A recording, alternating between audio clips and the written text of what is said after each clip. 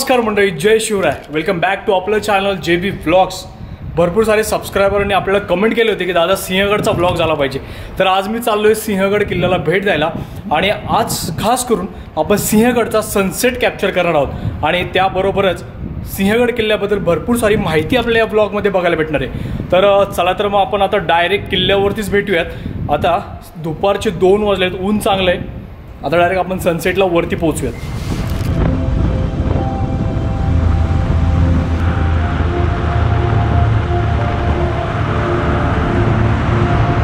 मित्रांनो, सिंहगड किल्ला पुण्यातील असं प्रसिद्ध पर्यटन स्थळ आणि माझ्या घरापासून फक्त 2 तासाच्या अंतरावरती. आणि मी आज थोडंसं नवीन मार्गाने चाललोय, कोंढणपूर मार्गाने. मित्रांनो, कोंढणपूर येथे पोहोचलोय मी. हे पाठीमागे एक इथे बोर्ड लावलेला आहे, कोंढणपूर आणि सिंहगड रोड या साईडला दाखवलेला आहे. तर यावेळेस थोडंसं वेगळ्या रूटने आलो मी. जर पुण्याच्या साईडने यायचं असेल तर आपल्याला एक वेगळा रूट येतो जो की कात्रजमधून येतो, पण मी थोडं पुढच्या साईडने आलोय, कोंढणपूर मार्ग.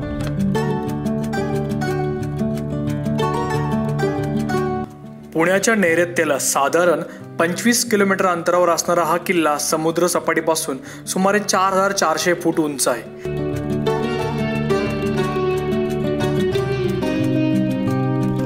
सर्वप्रथम छत्रपती शिवाजी महाराजांना मानाचा मुजरा, कोंढाणा किल्ला म्हणजे सिंहगड किल्ल्यावरती मी आता पोहोचलोय.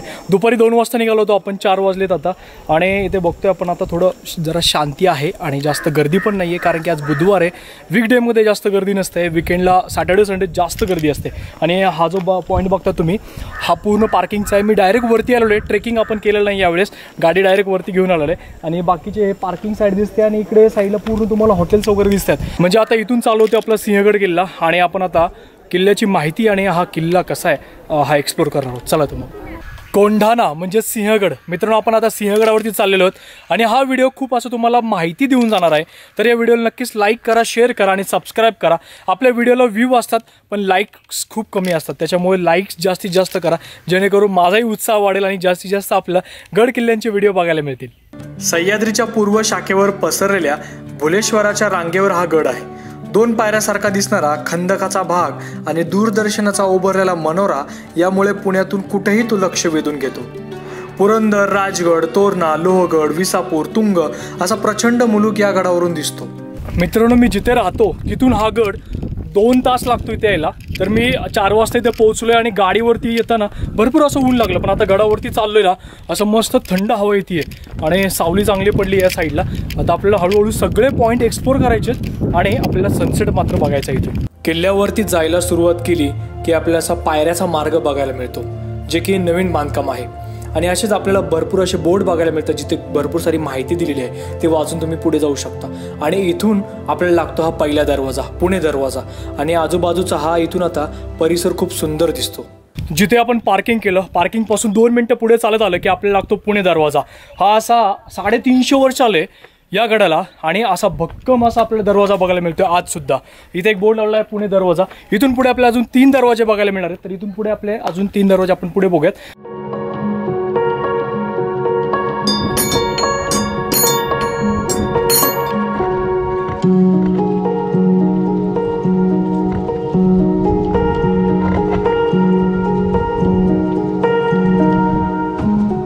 मंडळी, आपण आता पहिला दरवाजा पाहिला, पुणे दरवाजा. आता आपण दुसऱ्या दरवाजापाशी पोहोचणार आहे. आणि हे जे बघताय तुम्ही साईडला, हे आपण वरती जाताना पायऱ्यांचा रस्ता आहे. म्हणजे आपल्या पहिल्या दरवाजापासनं तर आपल्या जवळपास 3ऱ्या दरवाजापर्यंत आपल्या पायऱ्या बघायला मिळतात. आणि आजूबाजूला असे आपल्याला बोर्ड लावलेले दिसतात, ह्याच्यावरती माहिती दिलेली आहे, नकाशा दिलेला आहे. ह्या सगळ्या तुम्ही गोष्टी वाचून तुम्ही हा गड पूर्ण व्यवस्थित माहिती करून घेऊ शकता.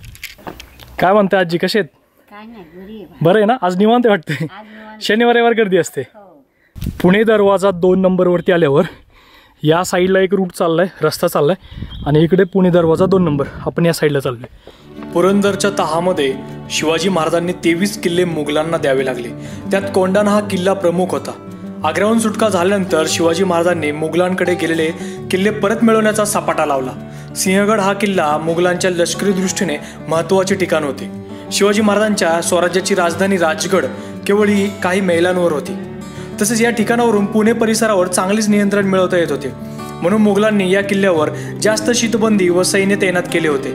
या किल्ल्याचे नेतृत्व राजपुताकडे देण्यात आले होते उदयभान राठोड हा मोगल सरदार किल्लेदार होता. शिवाजी महाराजांनी देखील राजगडाच्या इतक्या जवळ मोगल अस्तित्व नको होते, म्हणून हा किल्ला परत घेणे अत्यंत गरजेचे होते. मित्रांनो, पुणे दरवाजा दुसरा याच्यावरती मी आलेलो आहे. या साईडला एक बुरुज बघायला मिळतं आपल्याला आणि या साईडला एक बुरुज आहे. म्हणजे इथे आल्यावरती असं इतिहास आपल्या डोळ्यासमोर उभा राहतो. म्हणजे असं क्षणात आठवतं की त्या काळामध्ये या बुरुजावरती कोणी सरदार उभे असतील, गडाचं संरक्षण करत असतील. इतका असं सुंदर हा किल्ला आहे. छत्रपती शिवरायांच्या पदस्पर्शाने पावन झालेली ही भूमी. खरंच भाग्य लागतं किल्ला बघायला. इतकं सुंदर असा हा परिसर आहे. आणि हा पुण्याचा परिसर इथून काय दिसतोय म्हणजे आता मोठे मोठे आपल्याला सिमेंटच्या इमारती उभ्या असलेल्या दिसतात, पण त्या काळामध्ये काय जंगल असेल इथे, काय जबरदस्त दिसत असेल इथे. म्हणजे खूप असं मन भारावून जातं इथे सुद्धा येऊन. आणि एवढी गर्दी असते इथे. आज थोडी गर्दी कमी आहे. ठीक आहे, चांगलं वाटतंय. पुण्यामधलं हे असं गाजलेलं पर्यटन स्थान झालेलं आहे आणि भरपूर सारे इथे हॉटेल्स आहेत, भरपूर सारे लोक येतात इथे. आणि कोंढाणा हा सिंहगडाचा इतिहास लोकांना माहिती आहे. ही खरंच एक चांगली आणि गर्वाची गोष्ट आहे.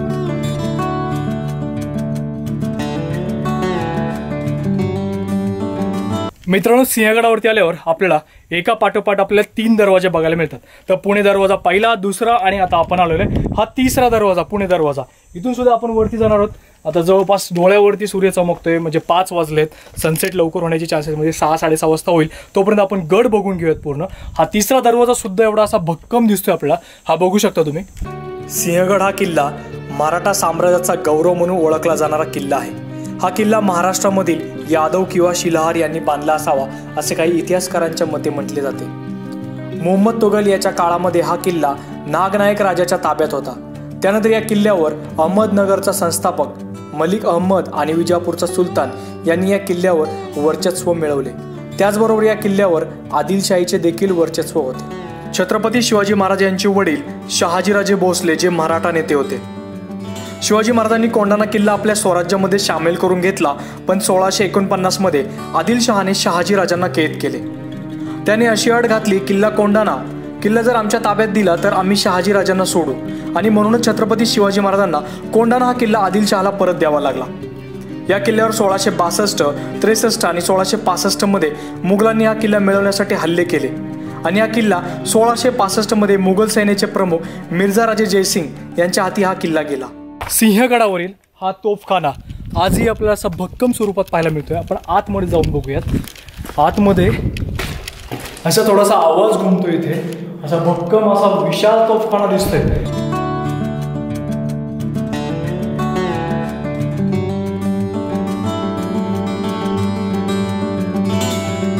सिंहगडावरचे असणारे प्राचीन 3 दरवाजे, पुणे दरवाजे आपण पार करून आल्यावर आपण बघितलं तोफखाना. आणि याच्यानंतर एक लागते घोड्याची पागा. इथे एक बोर्ड लावलेला आहे, ह्याच्यावरती लिहिलं आहे घोड्याची पागा नाही आणि इथे लिहिलेलं आहे घोड्याची पागा. मीच कन्फ्यूज आहे की नक्की काय आहे. आपण आतमध्ये जाऊन बघूयात.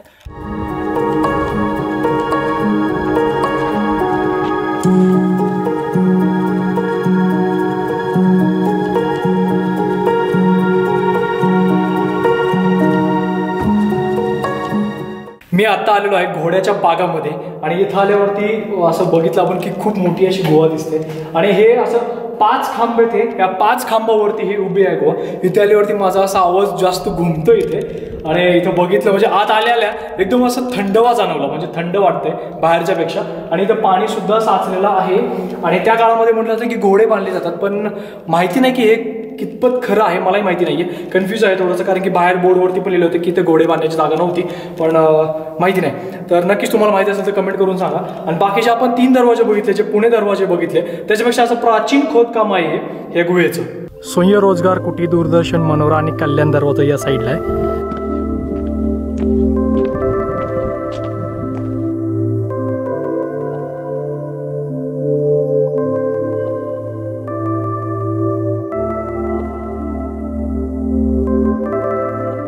गडावरती 12ही महिने पर्यटन येत असतं आणि जास्त पर्यटन असतं इथे.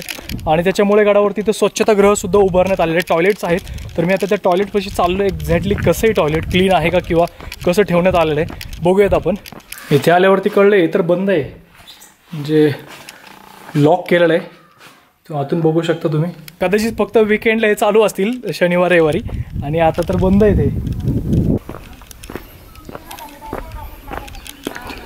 मित्रांनो, हळूहळू आपण सगळे ठिकाणं कव्हर करत चाललेलो आहे आणि गडाचा विस्तार जर बघितला ना, खूप असा मोठा आणि प्रचंड असा विस्तार आहे. आणि मी इथं थोडासा एक छोटासा ब्रेक घेतला, म्हणजे काकडी आणली सोबत, कॅरी केली होती. अजून मी इथं काही खाल्लं नाही आहे, पण ही काकडी वगैरे खाऊयात आणि पुढे आपण अजून बघूयात अजून गडावरती आपल्याला काय काय बघायला मिळतंय.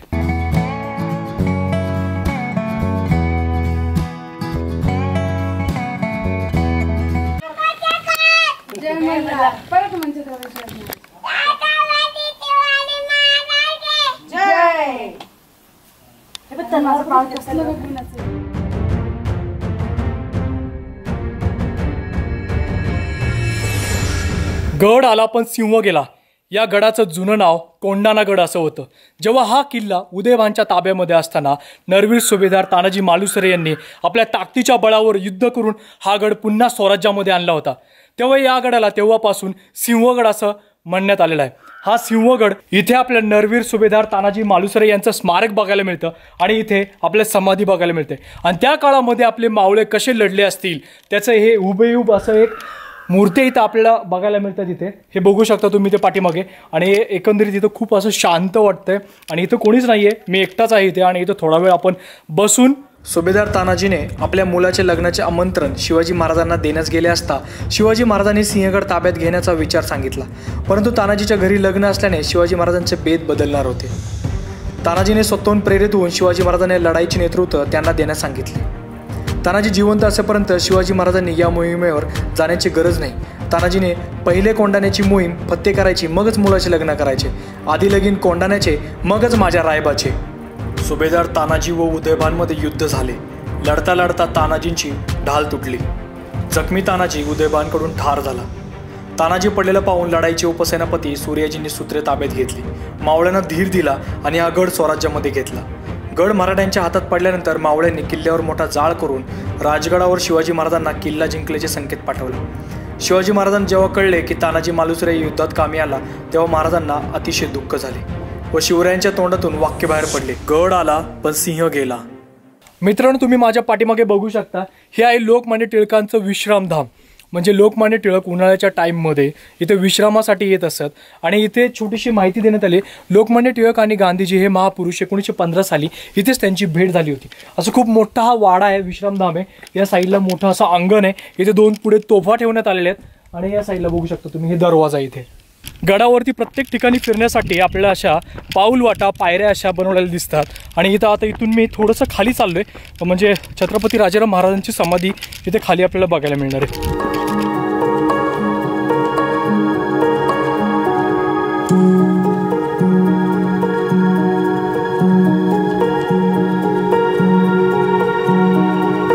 मित्रांनो, स्वराज्याचे तिसरे छत्रपती राजाराम महाराजांची समाधी आपल्याला सिंहगडावरती बघायला मिळते. राजाराम महाराजांचा जन्म राजगडावरती आणि मृत्यू सिंहगडावरती झाला. वयाच्या 30व्या वर्षी त्यांचं निधन झालं आणि ताराराणी साहेबांनी हे असं भव्य स्मारक उभं केलं. हे आपण बघू शकतो इथे.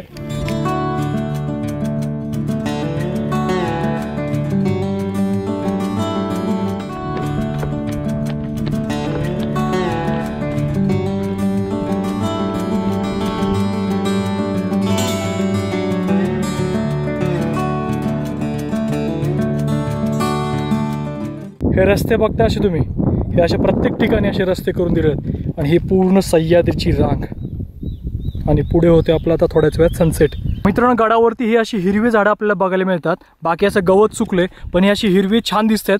हे कोणत्या प्रकारची वनस्पती आहे मला कमेंट करून सांगा प्लीज. कोंढाणा कोंढाणा शिवबा तुझा कोंढाणा कोंढाणा, छत्रपती शिवाजी महाराज की जय.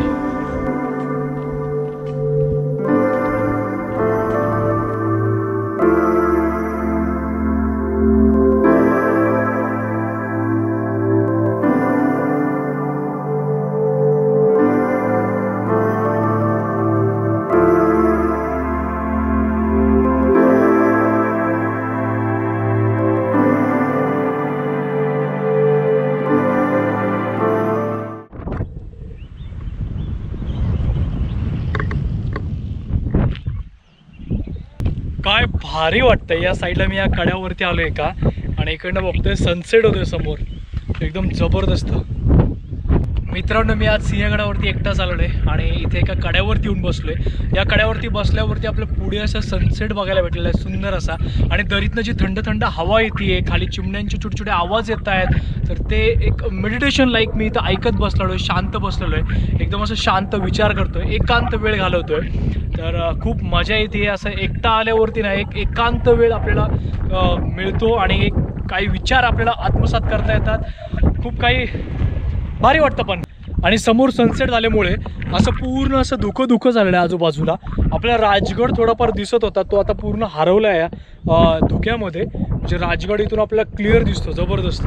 सिंहगडावरती तुम्ही सनराईजला या किंवा सनसेटला या, दोन्ही व्ह्यू खूप सुंदर आहेत। मी आज सनसेटला आलो होतो, खास मला सनसेट बघायचा होता आणि एकांत वेळ घालवायचा होता, तर इतकं सुंदर असा वेळ गेलेला आहे माझा, इतकं सुंदर असा मला अनुभव आलेला इथे, खूप भारी वाटते। तुम्ही पण एक दिवस या इथे आणि एकांत वेळ असा घालवा तुम्ही सनसेट समोर बघून, जबरदस्त। बाकी आता गावामध्ये छोटे छोटे लाईट लागायला लागलेत, अंधार होतोय, आता आपण आता खाली उतरतोय, गड उतार होतोय। मित्रांनो, कोंढाणा उर्फ सिंहगड या गडाची माहिती आणि हा गड तुम्हाला कसा वाटला नक्कीच कमेंट करून सांगा मला। आणि तुम्हीही एक दिवस सिंहगडावरती एकांत वेळ घालवायला या, फक्त शनिवार रविवार येऊ नका, कारण की भरपूर सारी गर्दी असते। बाकी वीकमध्ये कधी येऊ शकता तुम्ही।